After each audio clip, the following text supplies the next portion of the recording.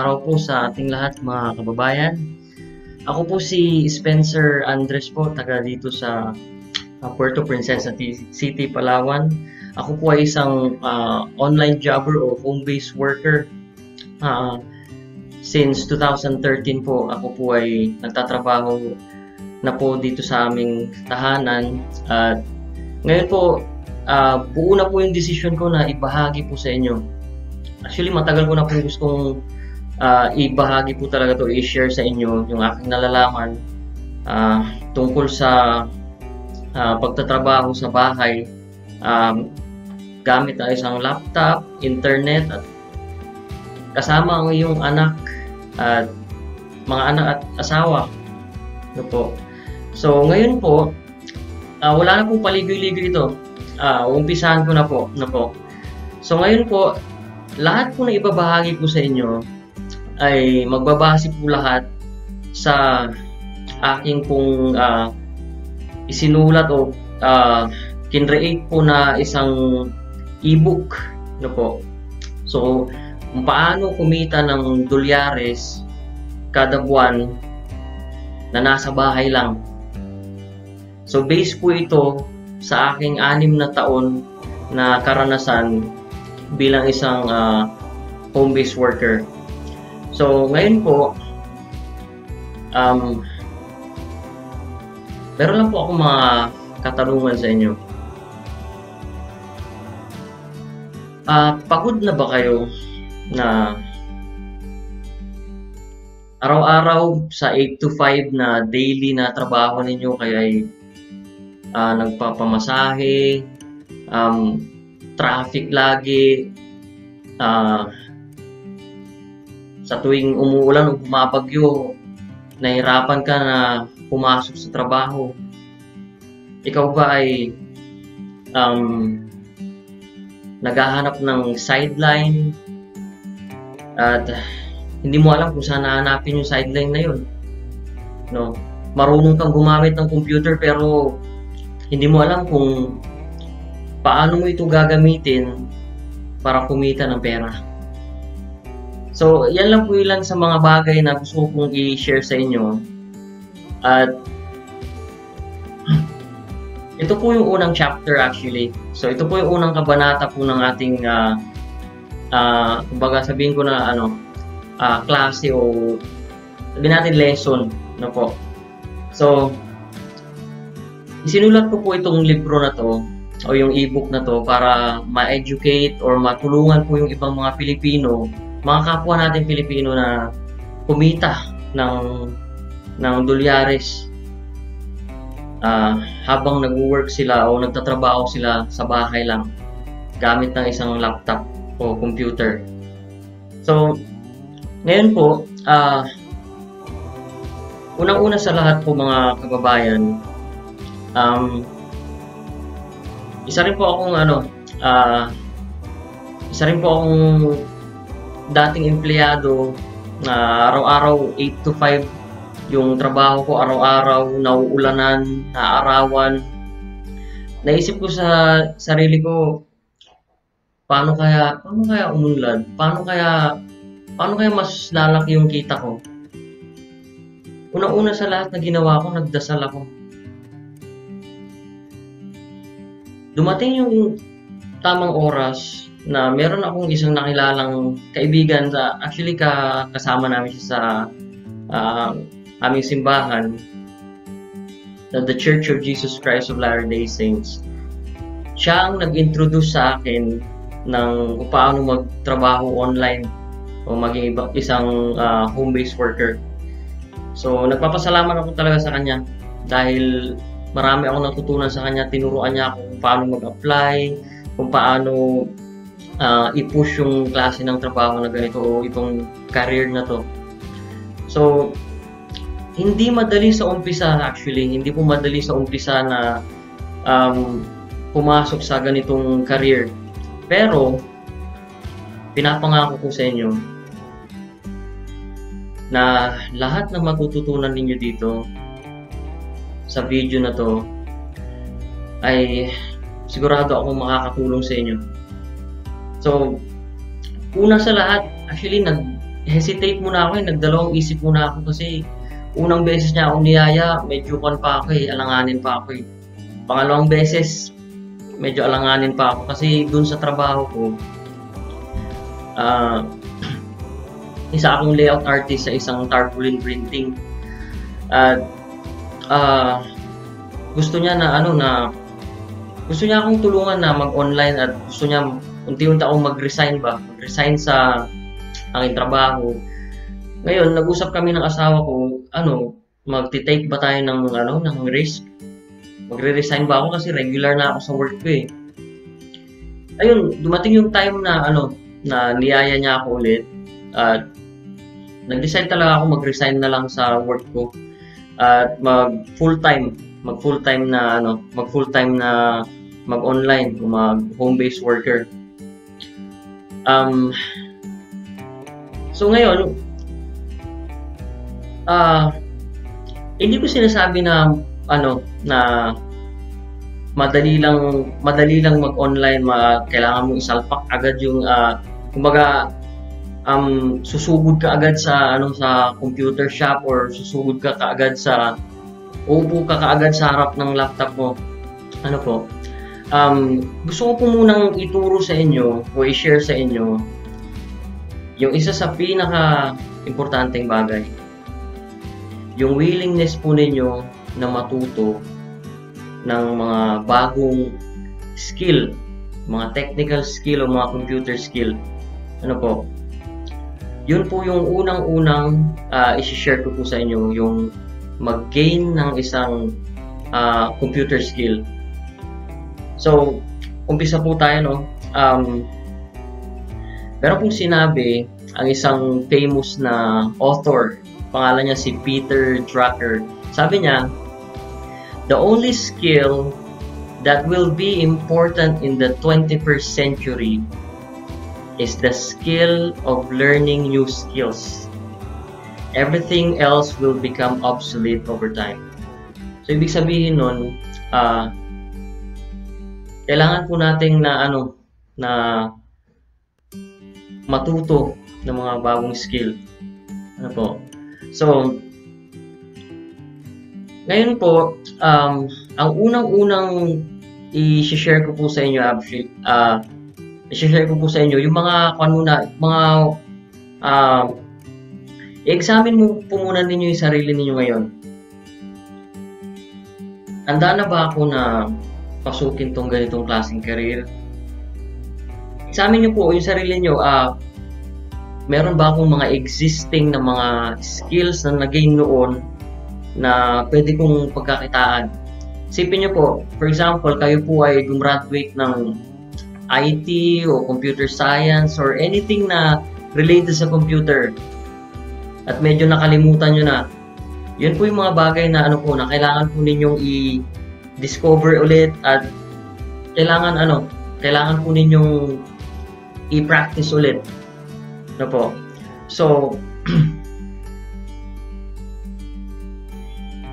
unang-una po sa lahat, ako po mismo ay isang graphic designer po, online graphic designer. Nag-start po ako sa online bilang isang graphic designer. Yun po yung masasabi ko na pinaka-skill ko.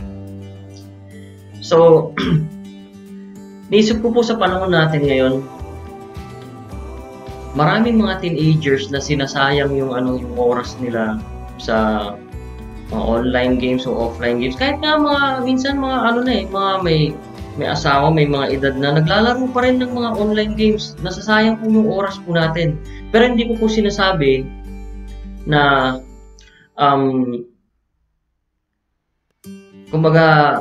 hindi ko po sinasabi na na masama po yung mga online games o offline games po na yan. Ang gusto ko lang pong iparating ay gamitin po natin yung oras natin ng productive. Maging productive po tayo sa ating oras. So, imbis na masayang po yung oras natin sa kaka-view po ng mga YouTube videos o sa kaka-browse ng ating computer or ng ating mobile phone, bakit hindi natin i-spend sa sa pag-educate sa ating sarili pagdagdag ng mga skill na pwede nating matutunan at pagkakitaan sa mga susunod na araw o pwede nating pagkakitaan sa kahit saang lugar tayo mapunta, mapadpad. So, hindi ko na po pa tatagalin po ito, no? Hindi na po ako papaligoy-ligoy. So, unang-una po sa lahat, mga kapatid, mga kababayan,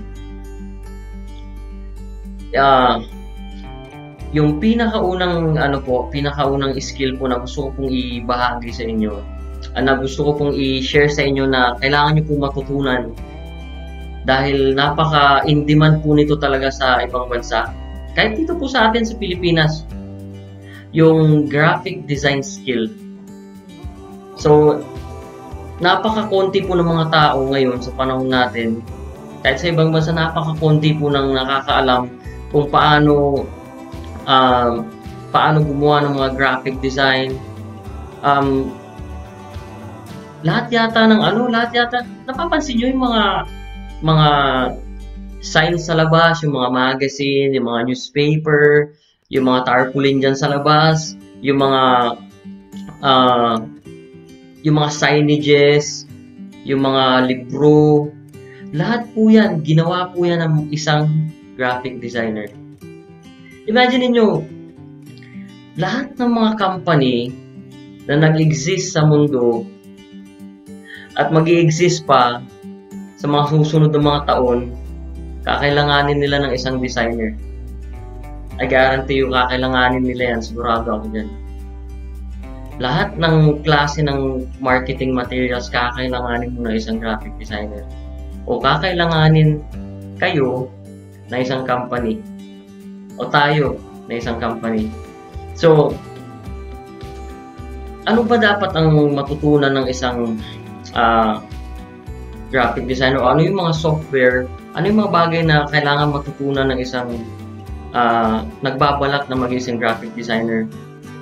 Unang-una po, kailangan po matutunan ng isang designer na pag-aralan ng Adobe Photoshop, Adobe InDesign, Adobe Illustrator, at actually meron yung mas madaling gamitin. Yung umuusbong ngayon na website, yung canva.com. So sa mga susunod po ng mga nating videos natin, ipapakita ko po sa inyo kung gaano kahalaga itong mga tools na to. So sa ngayon po, yun lang po muna yung gusto ko pong i-share sa inyo na po, no? At sa mga meron na pong knowledge about sa Microsoft Word, Microsoft Excel, Microsoft PowerPoint, Microsoft Publisher, kung marunong na kayo niyan, i-enhance nyo pa po yan. Dahil sa mga susunod na araw o sa mga susunod na buwan, sigurado ako pagkakakitaan nyo na yan. So, ngayon po, sa video po na ito, yun lang po muna yung gusto ko pong i-share sa inyo. So, in summary po, yung pinakaunang skill po na dapat matutunan ng isang online jobber, kung gusto po niyang mas marami siyang kliyente, kailangan po niyang matuto ng mag-graphic design.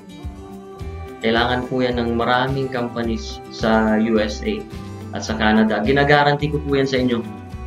Dahil ako po mismo sa loob ng 6 na taon ay hindi ko alam kung ilang daang kliyente na yung napaglingkuran po namin ng aking team sa paggawa po ng kanilang mga marketing materials.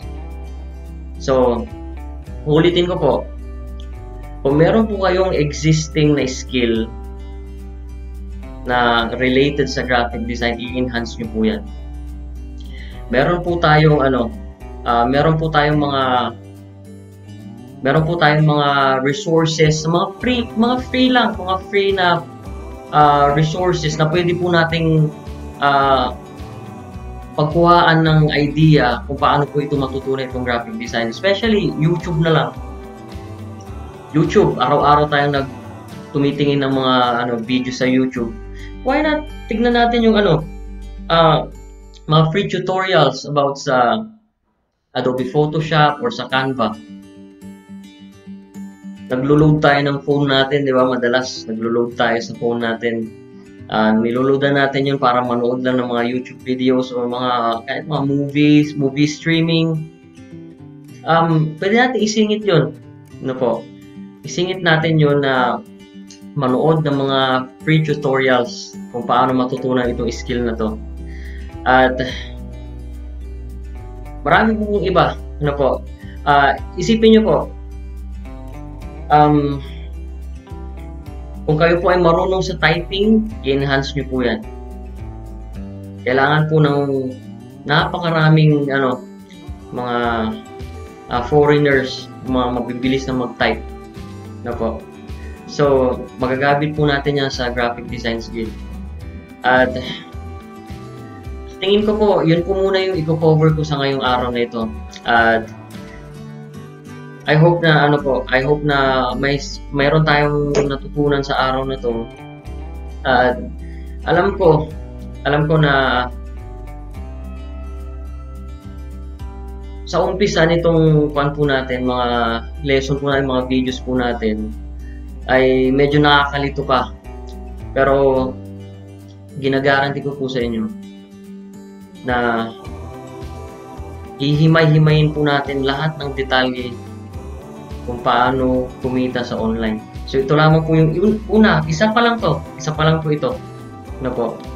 So ngayon po, babanggitin ko po sa inyo kung ano po ito, bilang bonus, ano po? Babanggitin ko po sa inyo yung mga website kung saan po kayo pwedeng makakita ng mga pwede nyo pag-sidelinean po, no? Mga website na kung saan pwede kayong mag-create umpisahan nyo na po mag-create ng profile ninyo doon, at ilagay po yung mga existing na skills po na meron kayo, at doon po tayo mag-uumpisa. Ano po? So, babanggitin ko po isa-isa. So, unang-una po sa lahat, yung Upwork.com. Pangalawa, peopleperhour.com, Fiverr.com, Guru.com, Freelancer.com, Freeup.com, Freelancer.com, Golance.com, at yung pinaka-paborito ko sa lahat, onlinejobs.ph, myoutdesk.com, Zirk.com, 199jobs.com, Outsourcely.com, Hubstaff.com, Racket.ph. So, maraming salamat po sa oras, at I hope na na-enjoy po ninyo itong unang video na ginawa ko po. So, next week po, abangan nyo po yung pangalawang video na gagawin ko po. Yun po yung tungkol sa continuation po ng mas detalyado pa po na na mga bagay tungkol sa mga skills na kailangan po natin matutunan sa pag-online job. So, kung meron po kayong mga katanungan, pwede nyo pong i-type po sa comment section po sa post ko po na ito. So, maraming salamat po mga kababayan, at I hope po na makakapag-encourage pa po ako ng mas marami pang mga Pilipino na pasukin po itong career po na ito. Ano po? I hope po na makatulong po ito sa inyo. So, maraming salamat, magandang araw po sa inyong lahat.